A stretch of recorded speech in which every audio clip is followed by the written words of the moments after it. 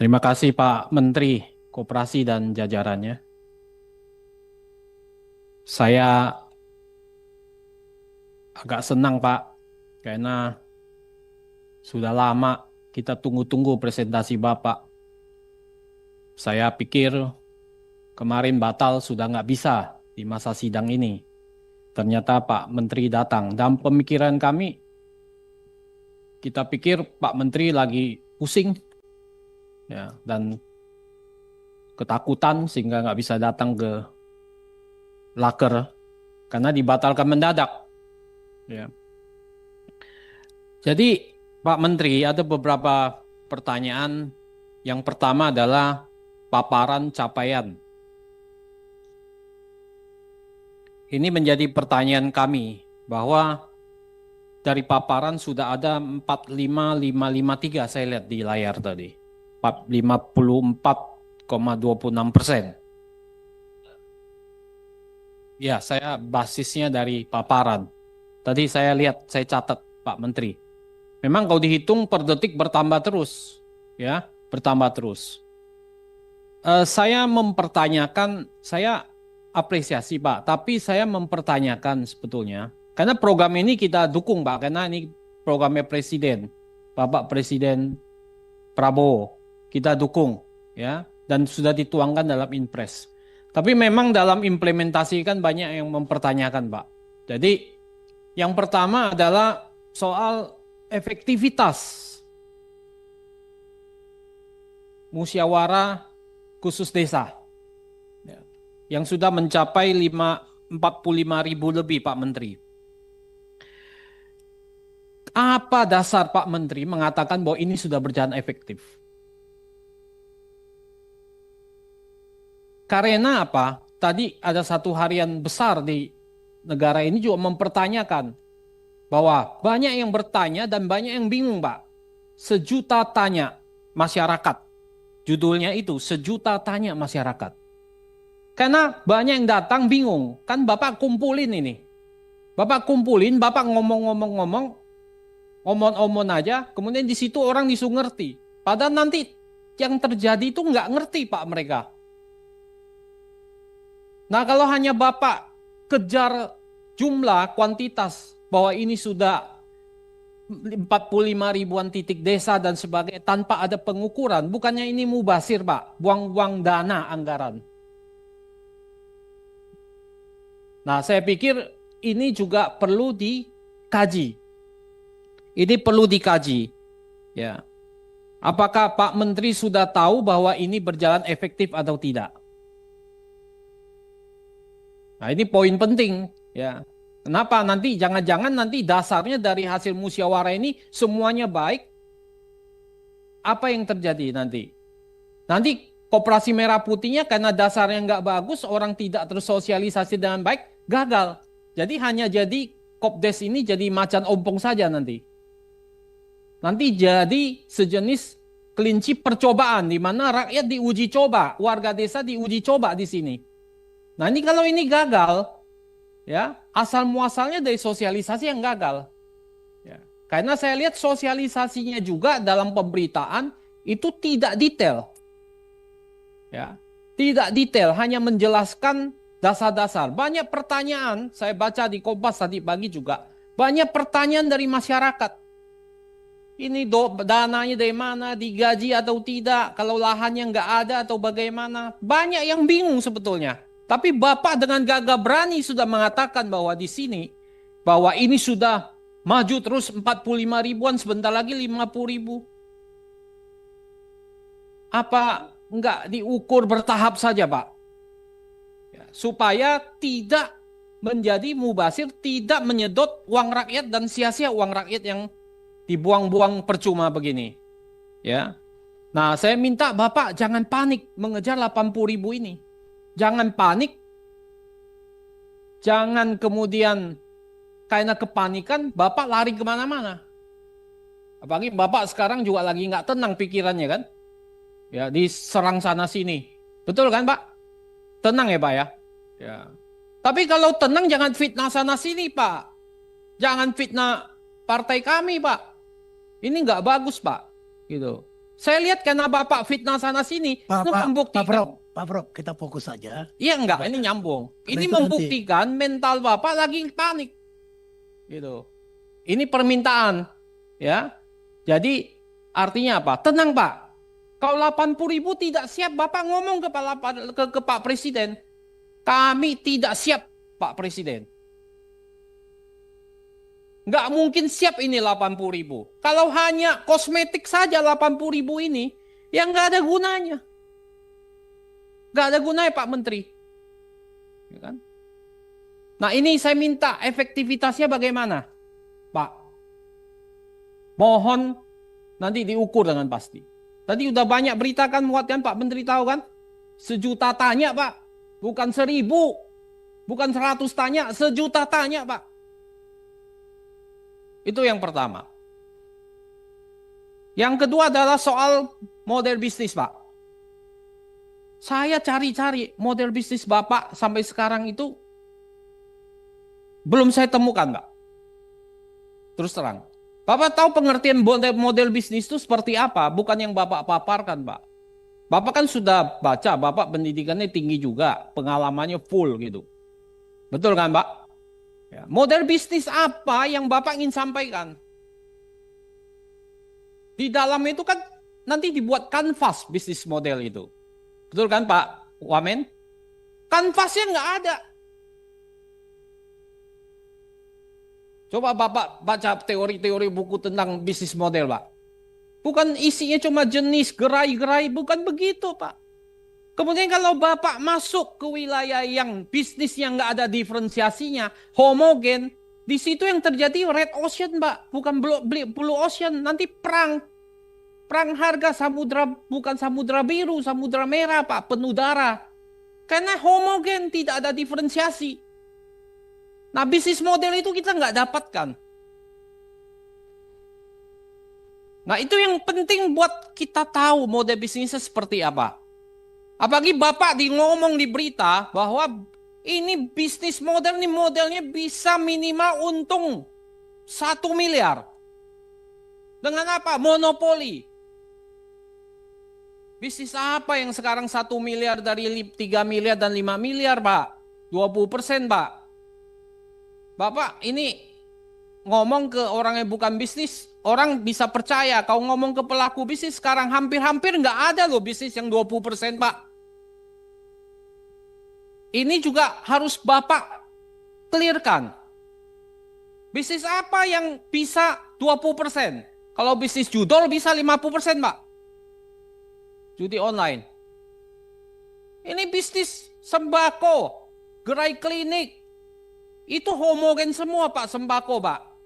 Bapak tahu dari 25 BUMDes yang paling berhasil dari 25 BUMDes itu ada di bidang apa? 56% itu keuangan Pak. Keuangan Pak, 56% Pak. Ini catatan. 40% itu perdagangan dan jasa. 4% hanya ketahanan pangan Pak, hanya 4% Pak. Dari BUMDes. Kita ambil contoh BUMDes saja. Yang bisa bagi hasil BUMDes yang 67.333 BUMDes tidak bisa bagi hasil Pak. Nol. Bapak tahu nggak? Nah ini merah putih ini bagaimana? BUMDes saja yang bisa menghasilkan bagi hasil di atas 1 miliar hanya 26 BUMDes dari 80.000 BUMDes. Bapak bisa bayangkan betapa perang di bawah, apa yang terjadi di bawah. Nah sekarang Bapak datang dengan 1 miliar. Bisnis modelnya nggak ada. Bapak mau yakinkan siapa? Nggak bisa Pak.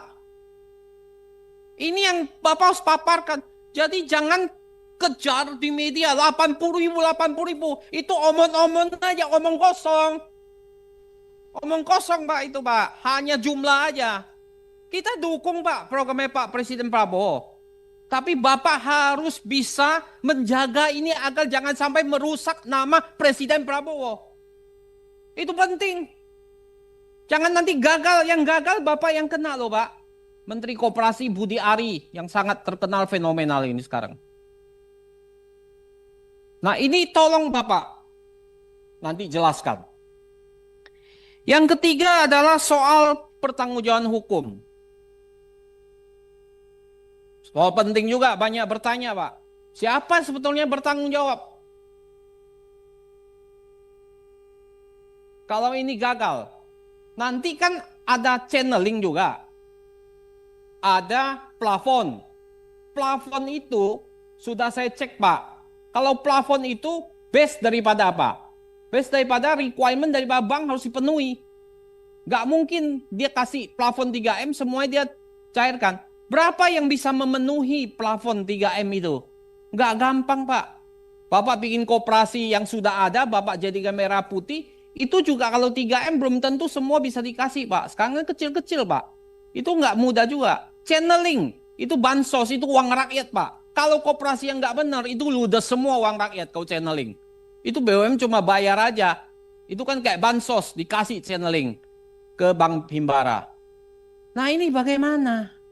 Banyak bertanya, ini key resources-nya. Itu salah satu bisnis model di dalamnya key resources, Pak. Itu kita cerita tentang finance. Key resources-nya apa? Finance-nya bagaimana? Bapak yang mana pakai channeling, mana yang pakai plafon? Nah ini kan harus jelas, Pak. Ini kan nggak jelas semua. Nah, itu soal key resources. SDM-nya lagi. BUMDes tuh banyak gagal karena SDM-nya nggak bagus, Pak. Gimana Bapak mengangkat SDM-nya? Ini menjadi pertanyaan di bawah. Jadi itu nggak boleh kita sembarangan, Pak. Ngomong, bunyi, asbun, 1 miliar pasti, kita monopoli. Kita udah tahu persaingan bebas. Kita monopoli di desa-desa, ini monopoli di sana. Bagaimana caranya? Ya. Nah ini yang kedua. Yang ketiga, saya minta tahapannya harus clear, Pak. Tahapannya, ini nggak ada tahapannya. Bapak mau yang baru bikin, tahapannya bagaimana? Mau yang existing, tahapannya bagaimana? Kemudian mau yang revitalisasi, bagaimana Bapak menyehatkan dengan revitalisasi bisnisnya?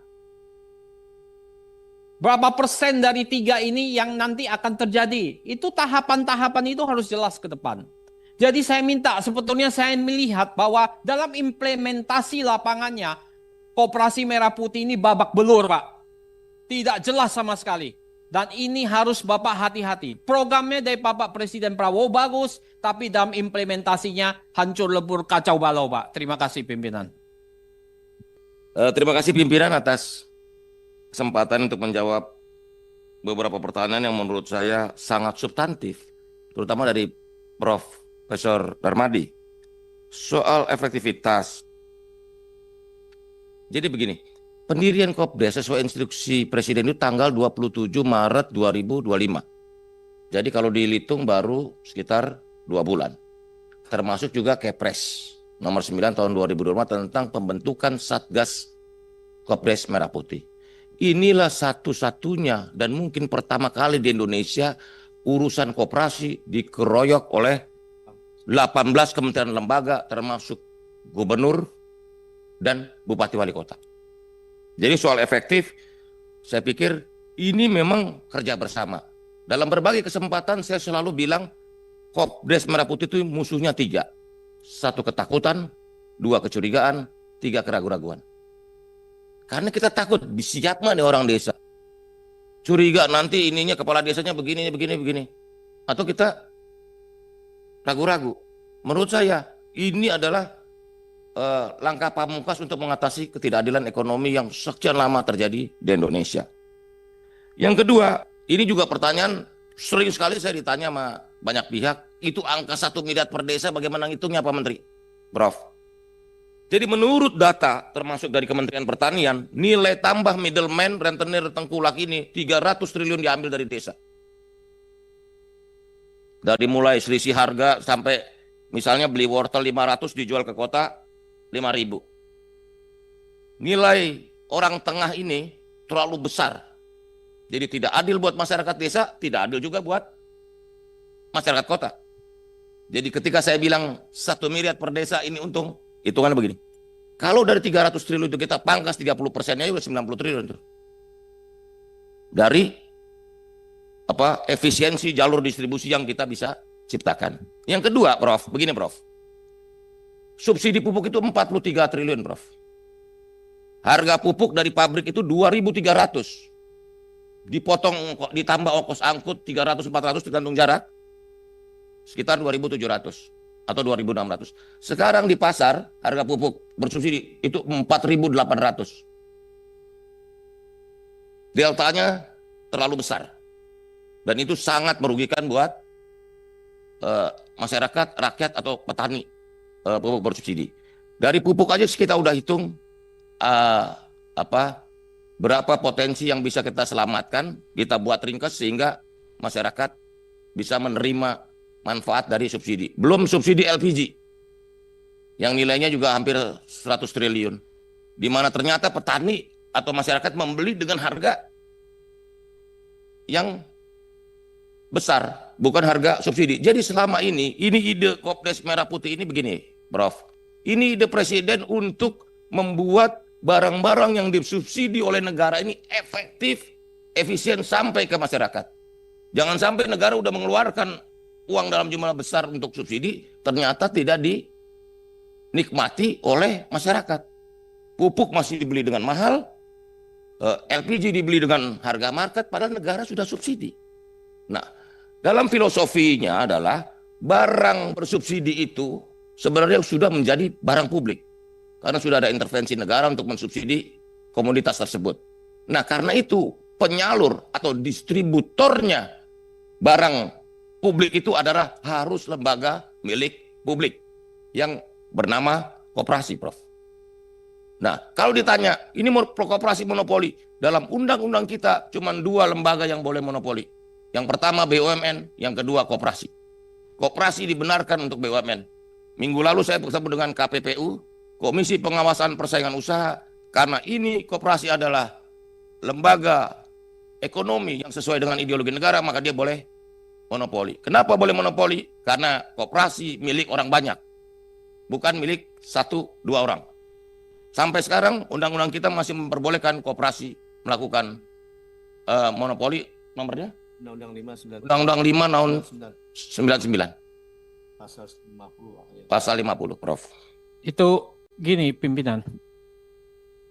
Dalam Undang-Undang 5 itu, kalau koperasi itu dia jual kepada non anggota, itu nggak boleh, Pak. Itu nggak boleh, itu melanggar. Dan terjadi banyak kan yang bukan anggota, karena banyak yang tidak bisa. Ya, artinya dia banyak juga koperasi yang sebetulnya dia bukan anggota gitu, jualnya dia luas, itu nggak boleh, ya kan? Apalagi kalau dia besar itu di situ. Itu Undang-Undang Nomor 599, ya. Yang pertama adalah pengukurannya, Pak. Ada nggak Bapak? Itu efektif.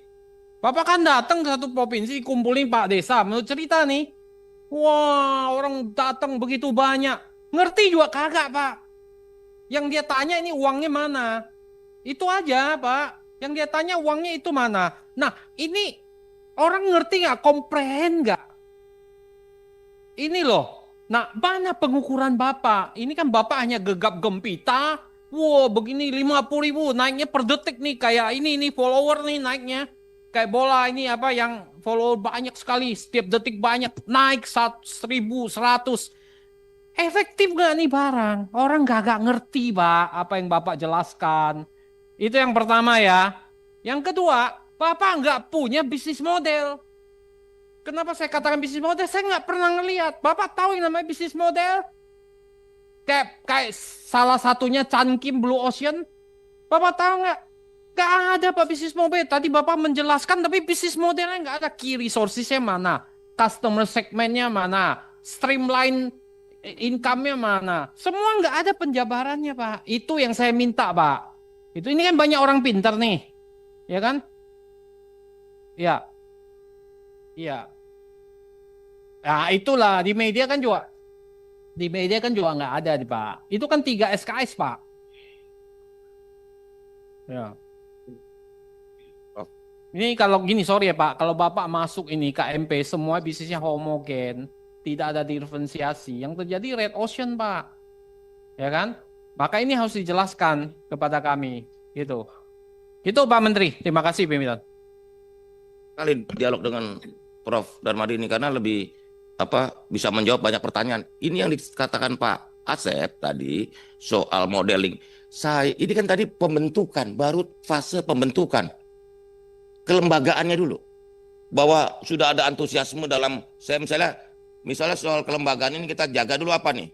Minimal ada musyawarah desa khusus. Saya nggak mau forum mekanisme pembentukan Kopdes ini cuman omon-omon 10 orang jadi, enggak. Harus ada musyawarah desa khusus, oke? Yang kedua, dalam aturan kita, Pak Mufti ini juga menjawab pertanyaan Pak Mufti, itu kita udah jelasin, kepala desa, ex officio, ketua pengawas. Dan dalam pengurus koperasi yang jumlahnya 5 orang, tidak boleh ada hubungan semendah. Jadi istri, anak, nggak boleh jadi pengurus. Jadi nanti kalau ada dia, pasti akan kita batalkan. Gitu. Ini belum ada uang yang terlibat. Pak Jangan. Menteri menyambung itu, apa dasar prinsip Menteri Koperasi menyatakan bahwa ketua pengawas ex officio, Begini. sementara menurut saya sebagai pemikir dan koperasi itu melanggar daripada prinsip-prinsip demokrasi koperasi. So, pengawas, pengurus dipilih oleh anggota. Koperasi itu prinsipnya dari dan oleh anggota. Anggota adalah pemilik dan pengguna jasa daripada koperasi. Itu. Apa prinsipnya, Pak? Karena gini, pimpinan, saya nyambung sedikit, Pak. Karena itu hasil pimpinan, izin sekalian dijawab, Pak. Saya minta nanti dalam RUU Bapak itu mencabut draft RUU yang akan disahkan nanti dan akan dibahas panja 1. Kepala pengawas mengganti kerugian. Itu ada di draft undang-undang. Itu saya nanti Bapak perjuangkan itu nggak boleh, Pak. Kenapa kalau setiap kerugian itu dibebankan pada kepala pengawas? Berarti kepala desanya yang bertanggung jawab. Ada, Pak. Ada, Pak. Ya. Saya sudah baca, Pak, mengganti kerugian, Pak. Makanya Bapak nanti pelajari, Pak. Saya sudah baca, Pak. Kita udah baca ya, Pak Mufti. Kita udah baca, Pak. Ikut bertanggung jawab.